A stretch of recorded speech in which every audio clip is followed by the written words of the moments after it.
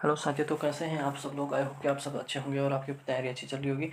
तो हमारी इस जो कक्षा चल रही है जो टेट के लिए जो पेपर सेकेंड साइंस के पेपर के लिए, तो उसमें हमने कुछ 8 से 10 जो हमारी क्लासें हो चुकी हैं। आज कुछ बच्चों के रिक्वेस्ट आ रही थी कि बार बार की एक बार एनसीईआरटी करा दीजिए, एनसीईआरटी करा दीजिए। तो आज हम सोच रहे हैं कि एनसीईआरटी की क्लास 6 की जो हमारी जिसके अंदर पॉइंट टू पॉइंट, इसमें उससे बाहर कुछ नहीं होगा, सिर्फ पॉइंट टू पॉइंट जो हमें एनसीईआरटी में देखने को मिलते हैं उसके बारे में आज हम पढ़ेंगे इसमें। तो आइए आज शुरू करते हैं हमारी एनसीईआरटी की क्लासेस। तो इसमें जो सब क्लास 6 का जो सिलेबस है उसमें सबसे पहला चैप्टर है कि भोजन कहाँ से आता है, दूसरा है भोजन की घटक तंतु तथा वस्त्र वस्तुओं का जो बना जो हमारा क्या है बना। उसके बाद है समूह वस्तु के समूह बनाना, पदार्थों का पृथक्करण व हमारे चारों ओर के परिवर्तन, पौधों को जानिए, शरीर की गति, सजीव और उनका परिवेश, गति एवं दूरियों का मापन, प्रकाश, छाया तथा परावर्तन, विद्युत तथा परिपथ, चुंबकों का मनोरंजन, जल, वायु, हमारे चारों ओर की वायु, कचरा संग्रहण एवं निपटारण। यानी कि जो क्लास 6 जो कंप्लीट हमारी क्या है एनसीईआरटी में जो पॉइंट टू पॉइंट दिए हैं उनके बारे में आज हम यहाँ पे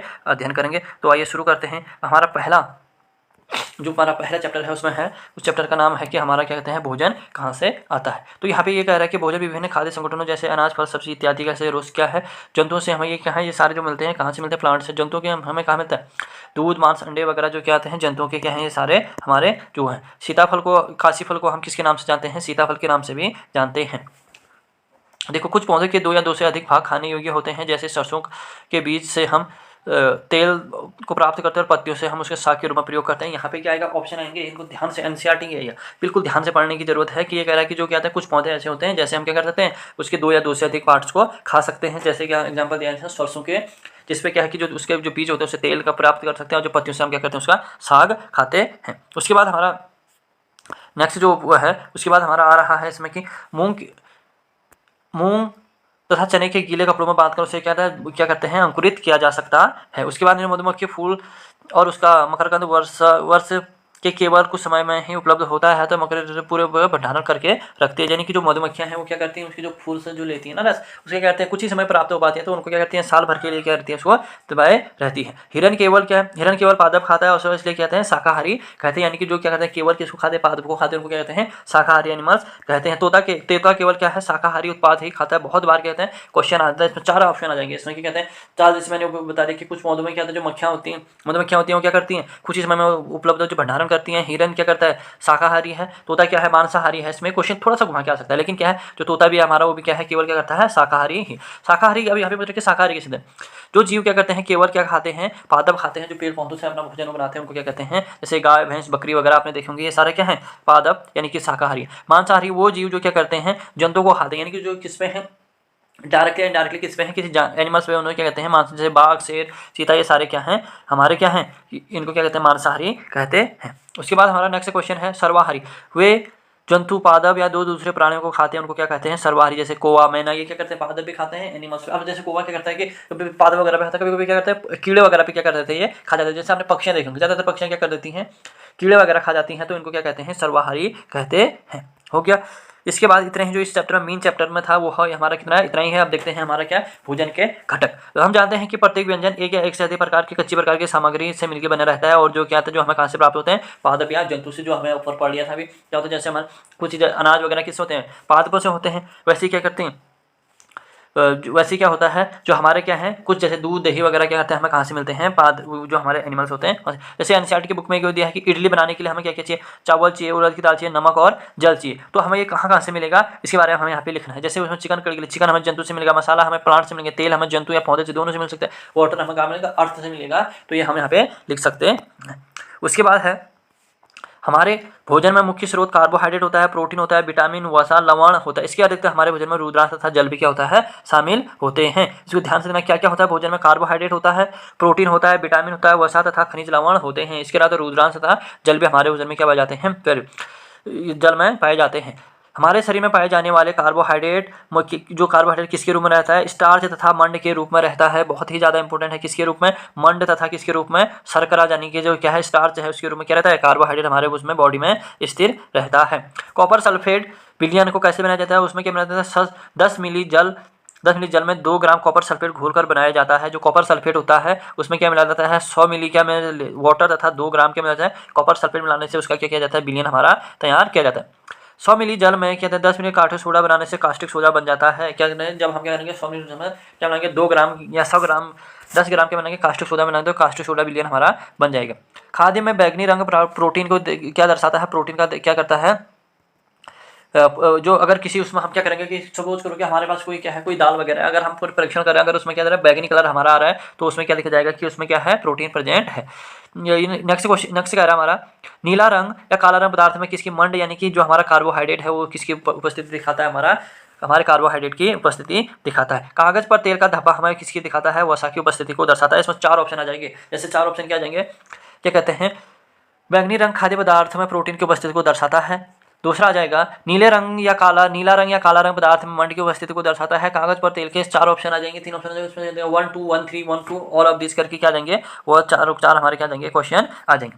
उसके बाद बात करते हैं किसकी, जो हमारी वसा या कार्बोहाइड्रेट। कार्बोहाइड्रेट मुख्य रूप से शरीर में किसकी क्या करता है, ऊर्जा जो क्या करता है, ऊर्जा प्रदान, इसको कहते हैं एनर्जी गिविंग। क्या फूड भी हम इसको कहते हैं कि शरीर में इससे क्या मिलती है, हमें एनर्जी मिलती है। वास्तविक रूप से यह कार्बोहाइड्रेट की तुलना में वसा में समान अधिक मात्रा मिलती है, इसलिए वसा और कार्बोहाइड्रेट ऊर्जा देने वाले, जो मैंने अभी बताया आपको क्या कहते हैं, ऊर्जा देने वाले जो क्या कहते हैं भोजन किसको कहते हैं, कार्बोहाइड्रेट तथा फैट्स को कहते हैं। अब यहाँ पे देख लीजिए कुछ उदाहरण दिए हैं यहाँ पे, जैसे इसमें क्या दिया है, आलू दिया है, इसमें गन्ना दिया है, पपीता दिया है, तरबूज, आम, मक्का, बाजरा, चावल, गेहूँ, शकरकंदी, ये सारे किसके दिए हुए हैं, हमारे किसके एग्जाम्पल हो गया, हमारे कार्बोहाइड्रेट के। इसको अच्छे से ध्यान रखना कि कार्बोहाइड्रेट के क्या क्या है, आलू हो गया, गन्ना हो गया, इसके अलावा इसमें क्या क्या दिखा रहा है, आलू, गन्ना, पपीता, तरबूजा, आम, मक्का, बाजरा, चावल, गेहूं, ये सारे किस्में हैं कार्बोहाइड्रेट्स में क्या पाया जाता है, प्रचुर मात्रा में क्या होता है, कार्बोहाइड्रेट पाया जाता है। ऐसे ही उसके बाद नीचे है हमारे किसके स्रोत दिए गए हैं, इसमें हमारे उसके दिए, जैसे इसमें क्या क्या मूंगफली दी गई है, हमें मूंगफली दी गई है, मछलियाँ दी गई हैं इसमें हमें, ठीक है, दूध, दही, घी वगैरह जो हमें दी गई है, मक्खन वगैरह सारे वो दिए गए हैं किसके, हमारे किसके, वो हैं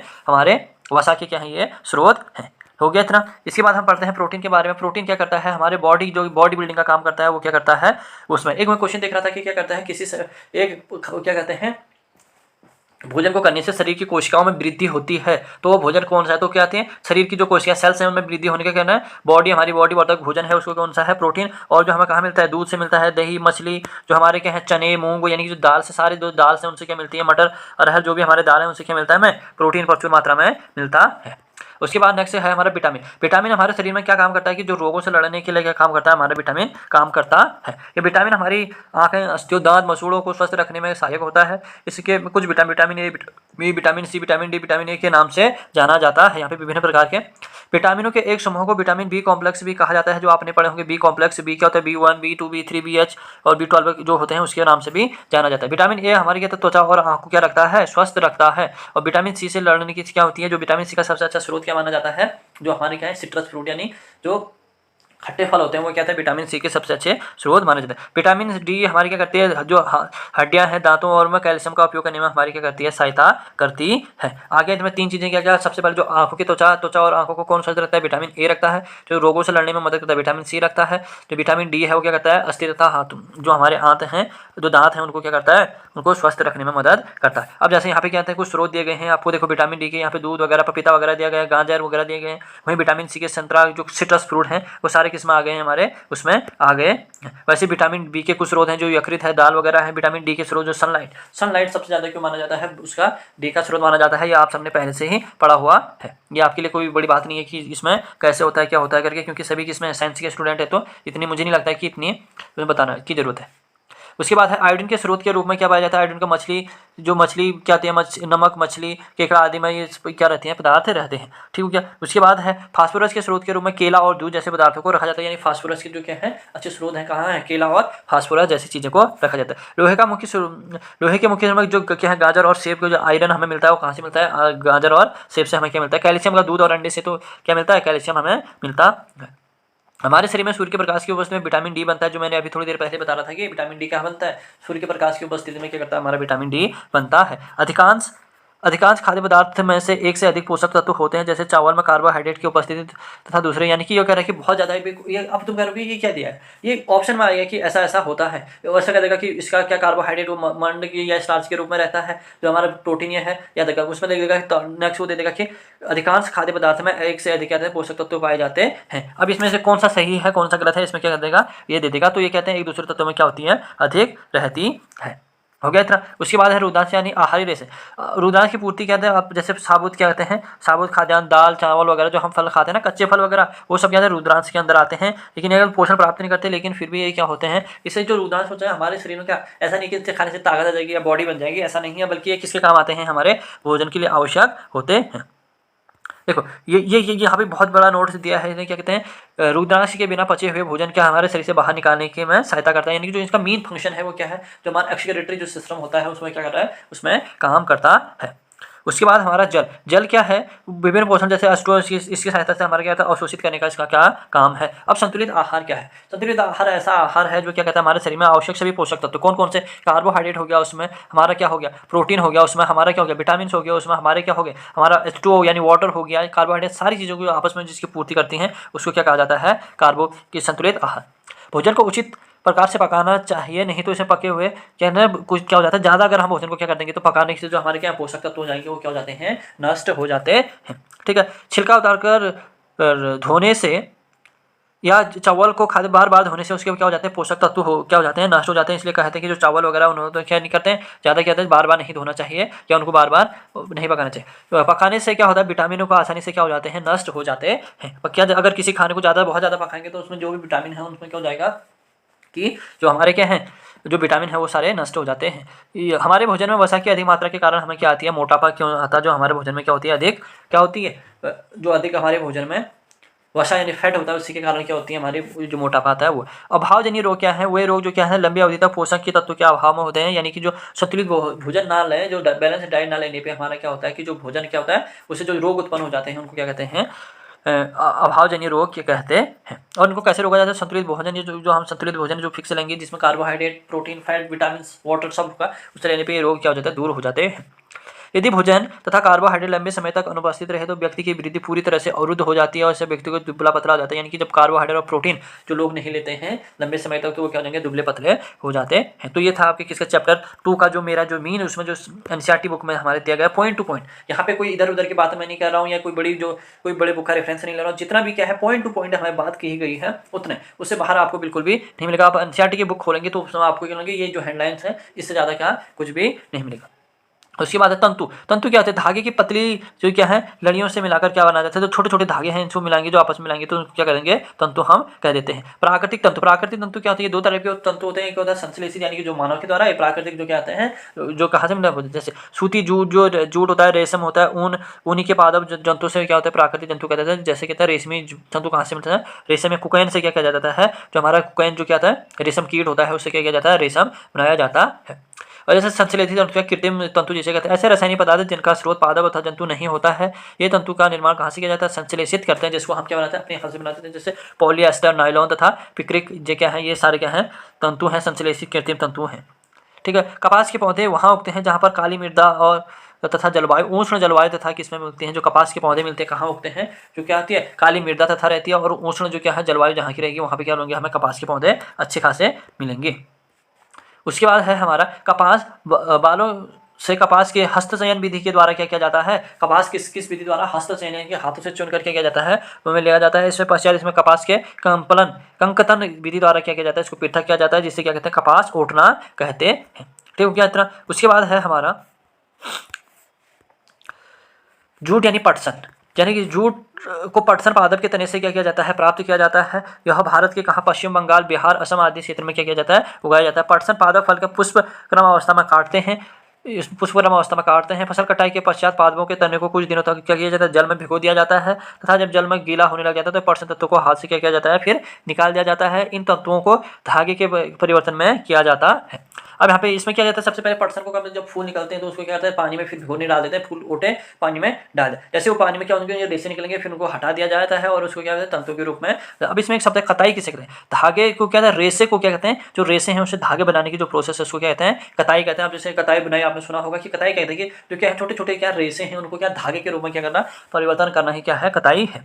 तो क्या उसके बाद हमारे कताई के लिए एक सरल उपयुक्त तकुआ का प्रयोग किया जाता है, जिसे कहते हैं तकली भी कहते हैं, या क्या क्या कहते हैं, हाथ में क्या किया जाता है, हाथ में प्रचलित कताई का उपयोग होने वाले उपयुक्त चरखा से भी क्या करते हैं, कताई बुनाई, कताई का काम क्या किया जाता है, काम किया जाता है। उसके बाद अब बुनाई क्या है, कताई तो हो गई कि क्या करना कि रेशों से क्या बनाना, धागा बनाने की जो प्रोसेस है उसको कताई कहते हैं। वैसे जो बुनाई है क्या होता है, धागे के दो सेट को आपस में व्यवस्थित करने के जो बुनाई, जो बिनिंग कहते हैं, जिसको क्या कहते हैं बिनिंग कहते हैं, उसे क्या बुनाई, जो क्या कहते हैं धागों को आपस में बुन के जैसे स्वेटर वगैरह बनाते हैं ना, उनसे क्या होगी बुनाई होगी। वस्त्रों की बुनाई करोगों से की जाती है, किसी की जाती है करोगों से की जाती है वस्त्रों की बुनाई, ठीक हो गया। उसके बाद है धागे को बनाने के लिए कई विधियों का क्या है, उसमें से दो बुनाई है, बुनाई और बधाई। इसमें क्या किया जाता है, उसका मेन उपयोग क्या किया जाता है, बुनाई तथा बधाई में किया जाता है, ठीक है। उसके बाद फ्लेक्स भी एक पादप है जिसके प्राकृतिक तंतुओं से क्या किया जाता है, इसको प्राप्त किया जाता है। प्राचीन मिस्र में वस्त्रों को बनाने के लिए रुई तथा फ्लेक्स की कृत्रिम नील की खेती में निकट क्षेत्र में की जाती थी। ये मीन हो गया हमारा किसमें कि हम वस्तु का कैसे कहते हैं, रेशे तथा तंतु, जो हमारा चैप्टर है थर्ड उसे कंप्लीट हो गया। अब इसमें आ जाता है हमारा नेक्स्ट चैप्टर, वस्तुओं के समूहों को बनना, यानी कि जो हमारा क्या इसमें विलय क्या है, विलेन क्या है, ये सारी चीजें आ जाएगी। वह पदार्थ है जो जल में पूर्णतः लुप्त हो जाता है। सपोज करो कि हमने क्या डाला, एक चीज़ें डाली, उसमें क्या विलेय पदार्थ कहलाता है, जैसे चीनी सरका आदि, यानी कि जो पदार्थ क्या होता है पूर्णतः लुप्त हो जाते हैं, यानी आपस में क्या हो जाते हैं, घुल जाते हैं, उन्हें क्या कहते हैं, विलेय पदार्थ कहते हैं। और जो आपस में नहीं घुल पाता, नहीं मिश्रण हो पाता, तो अविलेय पदार्थ कहते हैं, जैसे बालू कंकड़ वगैरह, उनको कहते हैं अविलेय। पारदर्शी पदार्थ क्या कहते हैं, वो पदार्थ जिनको आपस में क्या देखा, आर पार देखा जा सकता है, जैसे आपके क्या कांच, गिलास, वायु, जल वगैरह से आसपास देखे जा सकते हैं, तो इनको क्या कहते हैं, पारदर्शी पदार्थ कहते हैं। अपारदर्शी पदार्थ क्या होंगे, अपारदर्शी पदार्थ वो पदार्थ हैं जिनसे क्या हो सकता है, हम आर पार नहीं देख सकते हैं, उनको क्या कहते हैं, अपारदर्शी पदार्थ उनको कहते हैं। उसके बाद है इनको ये पारभासी यानी इसको ओपेक की भी कहते हैं, जिसमें क्या होता है कि कुछ वस्तुएं क्या पूरी तरीके से साफ तो दिखाई देती है, लेकिन पूरी तरीके से हमें पारदर्शी, तेल लगा हुआ कागज या क्या है इसका एग्जाम्पल है। हमारे चारों ओर एक वस्तुएं एक या एक से अधिक पदार्थ से बनी रहती हैं, जैसे क्या कोई भी हमारी वस्तुएं वो क्या बनी है, किसी एक पदार्थ से मिलकर नहीं बनी है, बल्कि क्या है एक या अधिक से, जैसे इस्पात, लोहा हो गया, प्लेट होगी, कांच, प्लास्टिक जैसे धातु से क्या होती हैं, बनी रहती हैं। उसकी बात है लकड़ी से कुर्सी, पलंग आदि बनाए जाते हैं, ये तो बहुत जो नॉर्मल सा पॉइंट है वो है।